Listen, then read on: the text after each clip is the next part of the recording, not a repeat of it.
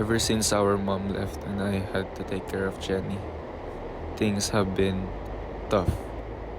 I've gotten used to living alone. My grandfather had left us half a row of apartments in Sampaloc. The other half went to my mother's brother. That was enough for me to get my own place when I moved to Quezon City for school. Mom, Jenny, and Dad stayed in one of the apartments.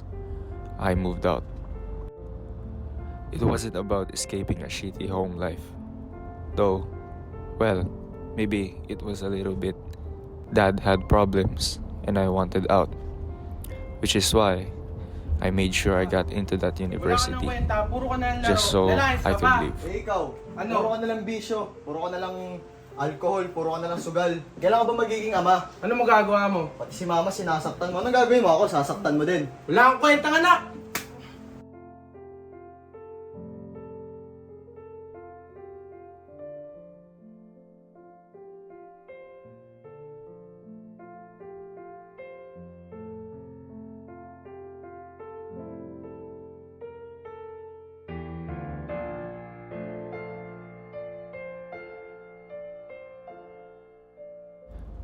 I knew what I wanted, and I was determined to get it. Once I was gone, I didn't look back.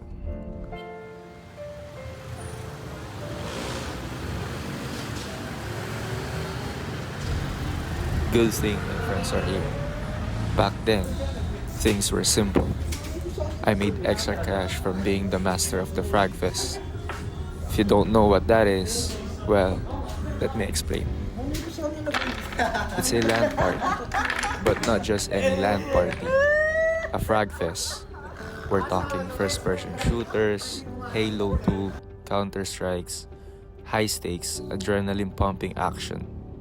You're not just playing, you're out there fragging, which means taking out your opponents with skill and precision. Every kill counts, every misstep costs you. It's a competitive world out there. But I was good, really good. Then came the WCG. That was my dream until reality hits. A lot of talk, a lot of hype, but in the end, it's all about teamwork. I couldn't find the right guys to work with, and the guys who could, they were too busy rushing into gunfire without thinking. Sniper headshot, game over. But the good thing was, people started to hear about me. Got invited to more tournaments. Got my dream job as a beta tester. No more 9 to 5 grind. I got to test games, find bugs, give feedback, basically get paid to play. All that time I spent at home. It was perfect. No responsibilities, just gaming, modding, and tinkering with PCs. People would come by to get their systems fixed or modded, and I'd take care of it. Friends would stop by, get their systems repaired, or ask for a custom job. I had a good client base. My world was mine.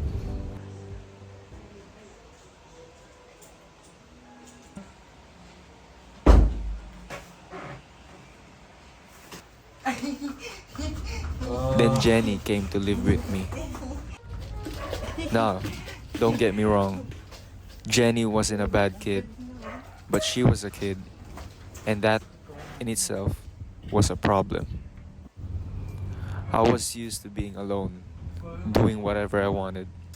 But now I had this little whirlwind of chaos living with me. It wasn't like she was a friend or a girlfriend who got the rules. No, she was a kid. She didn't care about my protocols. And that's where it all started. The adjustment. You get used to living alone like me, doing what you want, and then suddenly, there's someone else around. It's jarring. Even more so when that person isn't a girlfriend or a friend staying over. They don't know your protocols. And trust me, I've got a lot of them.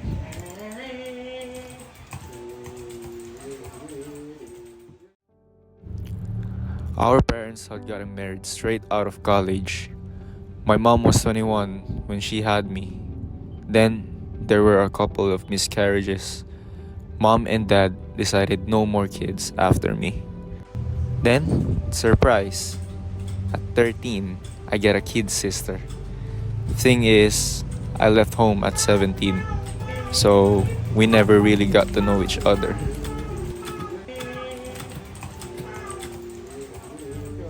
The plus side, Mama was cooking for me, something I'd missed. When I lived alone, I mostly ate takeouts, or I'd swing by the carinderia, microwave frozen meals, a sad existence, really. Sometimes, I'd even go full-on flatlander diet, two-dimensional food, stuff you can just slide under the door, like in microserves. But now, real food, and that's not something I took for granted. We'd have dinner together, and I'd try to play the big brother, remind Jenny to do her homework, study hard. But let's be real, that's about as much as effort as I put into being as a kuya.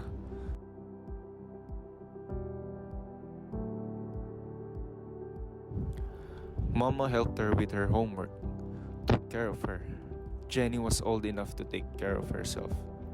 Really, the only thing I had to do was make sure she was dressed and ready when the school bus showed up.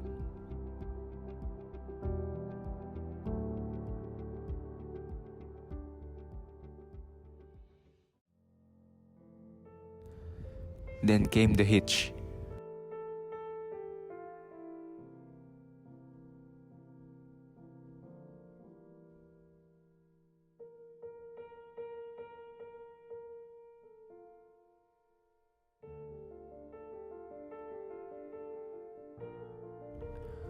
Mama's visa got approved, but then there was a problem with Jenny's paperwork.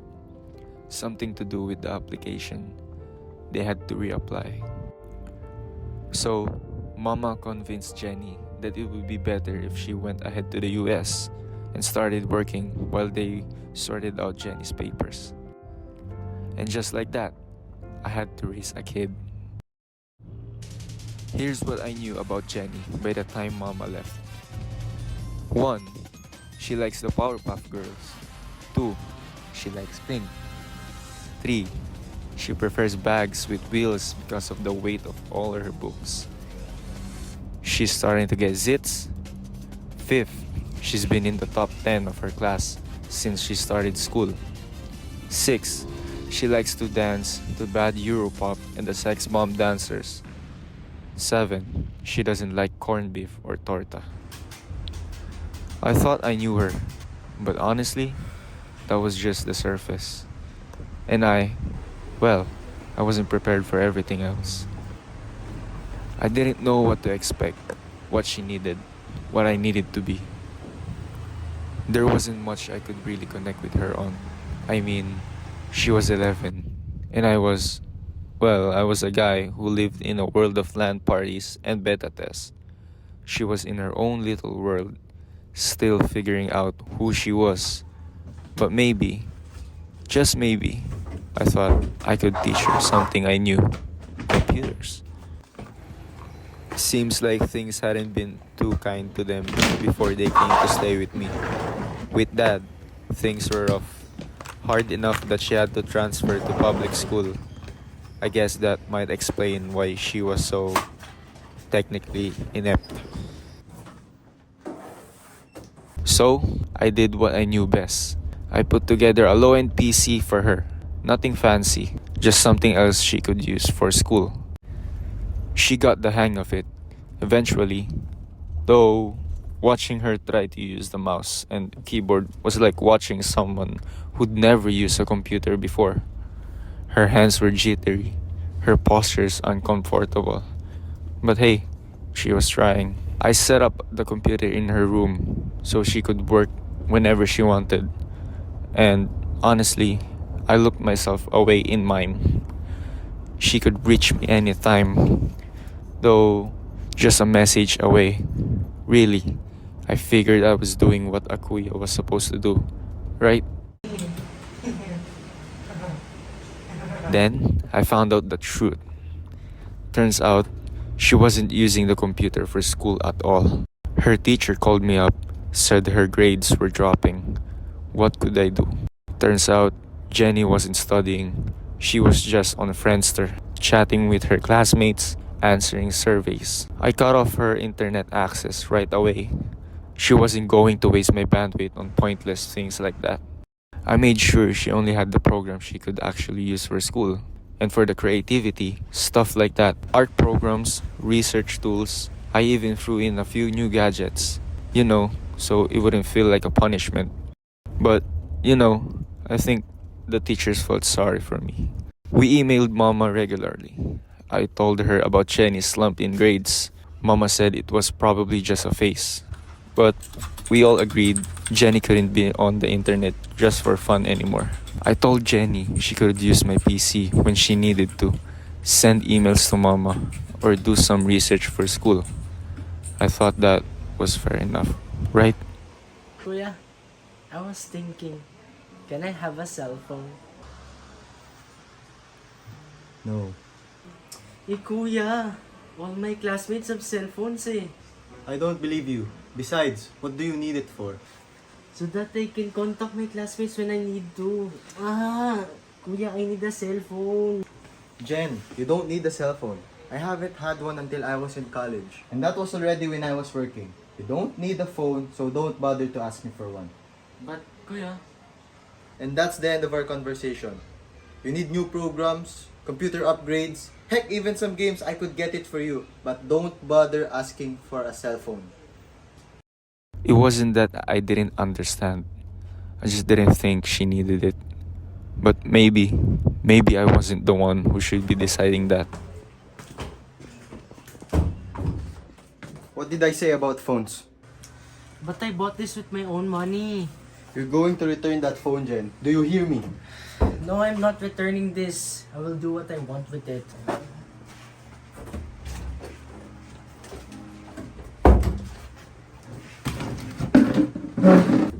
Jen! Jen! Where's your computer? Answer me, Jen! Why do you think I have to listen to you?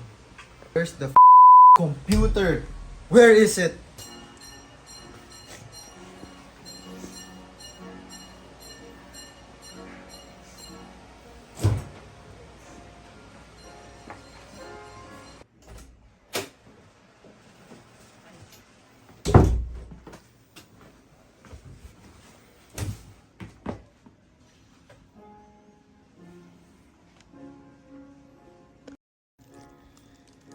What am I doing?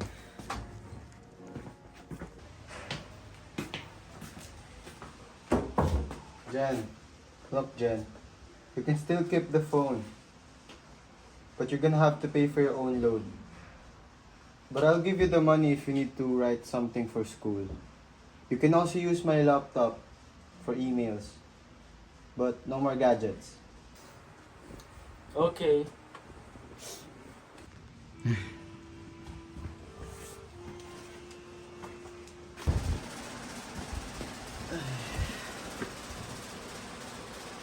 It's so different from what happened to the Power Rangers. You're watching this? Yeah, it's good. We're from different worlds.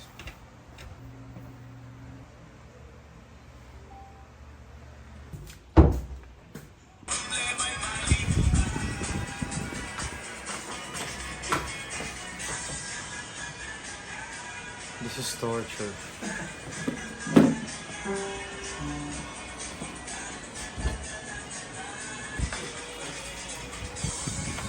Whoa, fuck, bro. That's crazy. Hey, you Sticky Bombi. Skibidi Riddler, what the fuck? Oh my. Oh my gosh. That was a crazy headshot, bro. Freak Oscar. Skibidi. Oh my What gosh. the freak, Chigs? Oh my gosh, what a god. Oh my. That's crazy. Oh.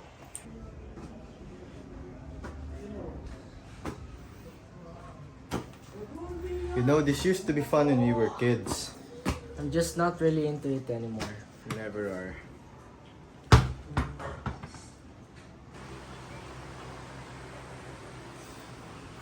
You know you'll have to learn to understand this if you ever want to live in the States. I don't really want to. Well, you need to learn it someday. Guess I'm not gonna get her into games anytime soon. Jen, you done with your homework? I got a game for you.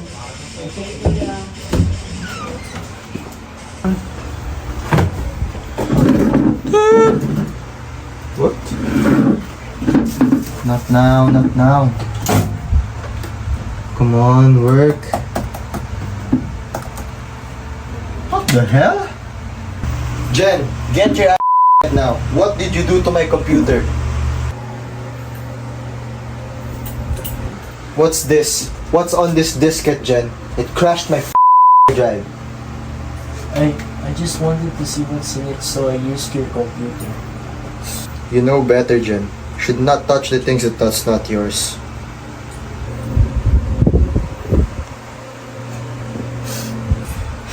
Ay, ay, ay.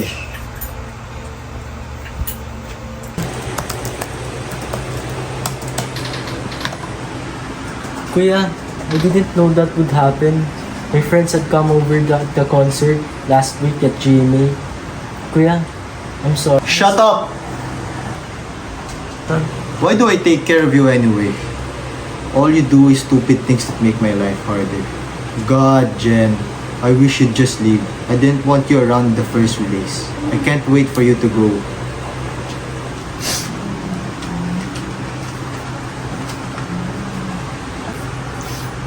Kuya, please.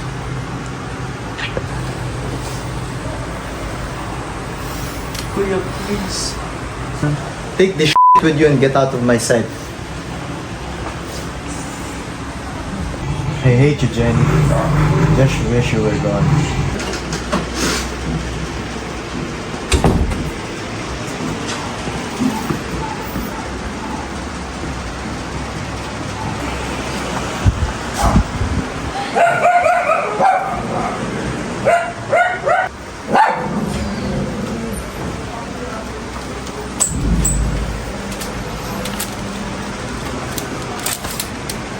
Dennis' paper are here. And I got her a plane ticket. It's all set.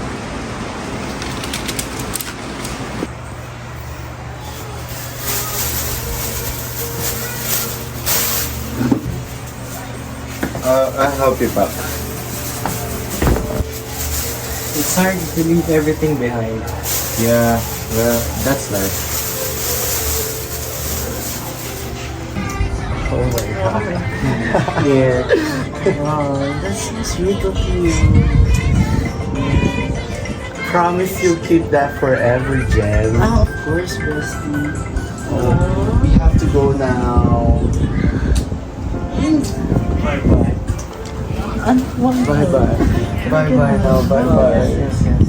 Bye-bye. I'll miss you, Jen. I'll miss you so I much. miss you so much too, bestie. Goodbye. Oh. I should have been better for you. Jen, it's your last night. You should make it count.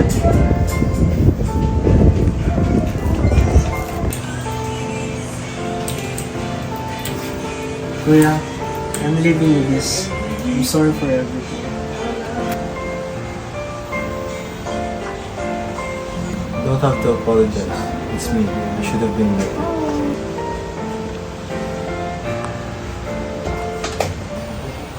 I'll miss you, Jen. I miss you too, Kuya. Doon na ka lang ng parking lang sa Akasya. Yung 30. Mga gusto yun.